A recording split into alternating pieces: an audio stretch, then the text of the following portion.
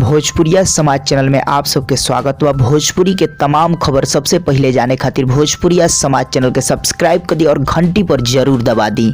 जय भोजपुरिया समाज। जी हाँ भैया, अभी के रिपोर्ट में बहुत ही खास खबर लेके आयल बनी। कहीं तो सबसे बड़ा खबर लेके आयल बनी जौन के भोजपुरी के सुपरस्टार दबंग स्टार खेसारी लाल यादव जी से जुड़ल बा। जी हाँ भैया, आप सबके बता दी आए दिन खेसारी लाल यादव गरीब के मदद करने, चाहे बाढ़ पीड़ित होके चाहे आग में गाँव घर झुलस गिलो के सब में मदद करने, यहाँ तक बीमारी में भी मदद करने। जी हाँ भैया, आए दिन खेसारी लाल यादव बहुत सारा हेल्प कर रहे हैं गरीब लोग के। जी हाँ भैया, तो एक बार फिर से खेसारी लाल यादव दरिया दिली दिखावे वाला बने। जी हाँ भैया, आप सबके बता दी आज ही, जी हाँ भैया, आज खेसारी लाल यादव बाढ़ पीड़ित लोग के सहायता करिए। जी हाँ भैया, खेसारी लाल यादव के सौजन्य से बिहार के जिला सीतामढ़ी में आज बाढ़ पीड़ित लोग के मदद कई जाए। जी अभी यानी खेसारी लाल यादव के तरफ से बाढ़ पीड़ित लोग के आज सहायता मिली जौन की सीतामढ़ी में जौन बाढ़ पीड़ित बाढ़ लोग। जी अभी सीतामढ़ी में बाढ़ आयल बा जहाँ पे बहुत ही गरीब लोग अभी तकलीफ में बाढ़ लोग, वहाँ भैया खेसारी लाल यादव के तरफ से मदद हुई। जी भैया, खेसारी लाल यादव के सौजन्य से